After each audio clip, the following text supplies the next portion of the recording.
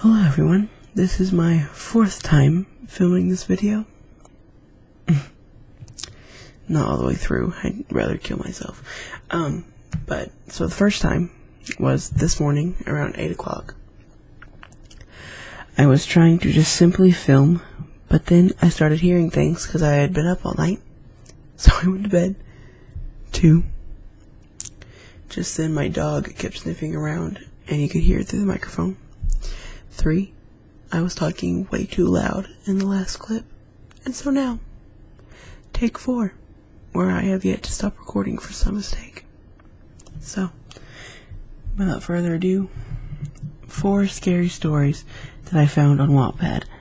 And it's under the title, Scary True Stories by Youre_Unique. It's the top one right there. I can't focus on it. Anyway, I tried to show you. Okay, so 4 scary phone calls. Number 1 is called the warning call. I grew up on a farm in a remote area, and I have always been uneasy about being in the house by myself at night. There was no streetlights in the area, and at night it is pitch black outside.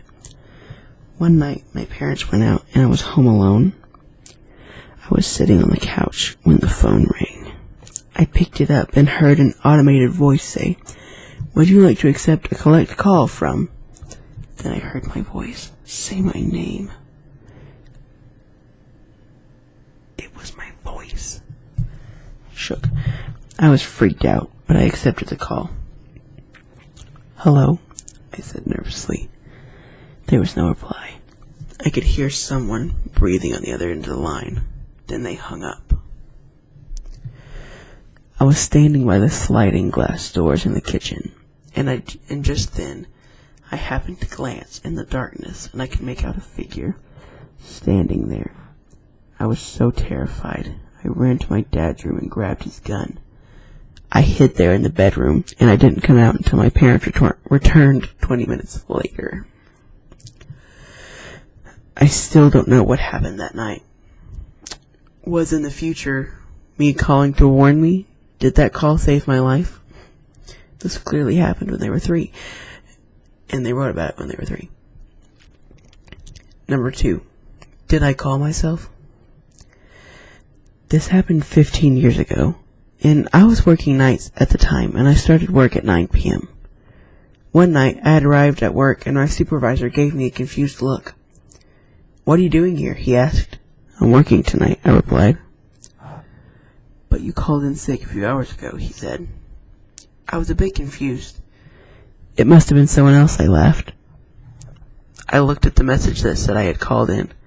The call came at 6:50 p.m., and the message said that I had gotten sick while I was out cleaning up after a storm that night before. There had been a storm, but I had not gone out to clean up.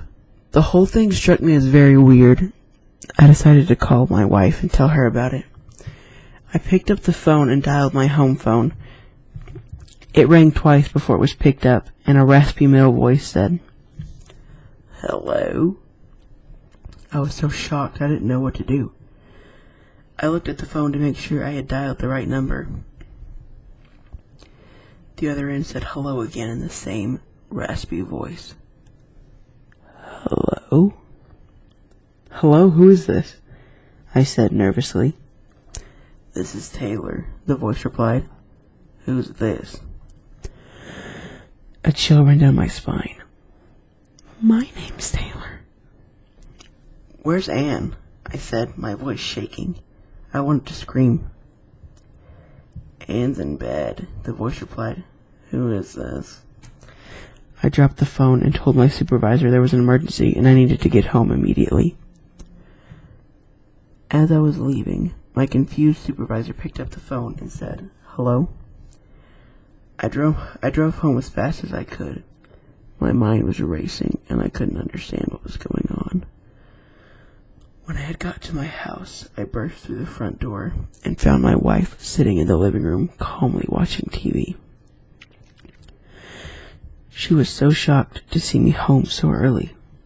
She said there was no one else in the house, and the phone hadn't rung all night. I picked up the phone to call my supervisor, but the line was dead. The next evening, when I went back to work, my supervisor gave me a weird look and asked, "How the heck did you do that?" He told me that when I left the night before, he had picked up the phone, and when he realized that the person on the other end of the line sounded exactly like me, he freaked out and hung up. It got even more weird. He said that a minute later I called back from home and asked him what was going on. According to him, I was angry, and I said I was sick and did not feel good, or did not feel on playing games, feel whatever, you know what I mean, and told him to stop prank calling me and hung up. I just stared at my supervisor and told him I had no idea what was going on. Later, I found out that the phone line for my area had been knocked down by the storm the night before. This is absolutely the strangest thing that has ever happened to me. I would say so, yes. Is that ASMR for you? I'm sorry, that was so uncalled for. Number 3. A call from my brother. My brother and I went to college together, and we shared a small 2-bedroom apartment. We were both very different. He always went to bed early and always stayed up till all hours of the night. One evening, he came home from college looking exhausted and went straight to bed. I stayed up in the living room watching TV and playing video games. Around midnight, I was getting tired, so I decided to go to bed. Just then, the phone rang. When I answered it, an automated voice of the operator said, "You have a collect call from..." The thing was, when it got to the part where the other person was supposed to identify themselves, it was my brother's voice. He sounded desperate, and the noise in the background sounded like he was just off a busy interstate. I turned around. From where I was standing, I could still see my brother clearly sleeping. His cell phone was lying on the kitchen counter beside me. I was so unnerved. That I refused to accept the call. I was shaking and I barely managed to get any sleep that night. Number 4. Phone a friend. One evening, I was on my way to my best friend's house. As I was driving on the motorway, I got a call from him. He said he might be a little late because he had been out shopping, but he was on his way home. At that point, while I was still on the phone with him, I ran into a traffic jam on the motorway. I told him I would probably be late as well. We continued our conversation and the traffic slowly started to move again. I told my friend that it looked like there had been an accident on the motorway. He asked me if he could see what had happened, or if I could see what had happened. As I was coming up to the scene of the accident, I told him a car had hit the barrier and flipped over. There were paramedics loading a dead body into the back of an ambulance. My friend let out a long sigh and said, "What a shame." As I slowly drove past the wreck, I was horrified to see that it was my friend's car. At that very moment, the phone suddenly hung up. It was my friend who had died in the car crash. That night, the police said he was killed on impact. See, stuff like that gets me. Like, that's creepy. And I told you wrong. If I did it, because I've recorded this so many times. There's 5, so this is the last one. Number 5. You're stuck. Many years ago, I was working the graveyard shift at a hotel. It was late, and I was tired. It says tried, and I was tried. I just wanted to go home. I wasn't supposed to leave early, so I wrote a note and left it there for my boss. The note said that I left early because my brother was stranded outside of a town and needed me to pick him up. It was a complete lie, but I needed a good excuse to leave early. I drove home and went to bed a few hours later. Oh, and I went to bed. A few hours later, I was awoken by the sound of my phone ringing. It was my brother. He told me he was stranded outside of a town and needed me to pick him up. That's so weird, I said. That's exactly the lie I made up to tell my boss so I could leave early. That's not weird, my brother said.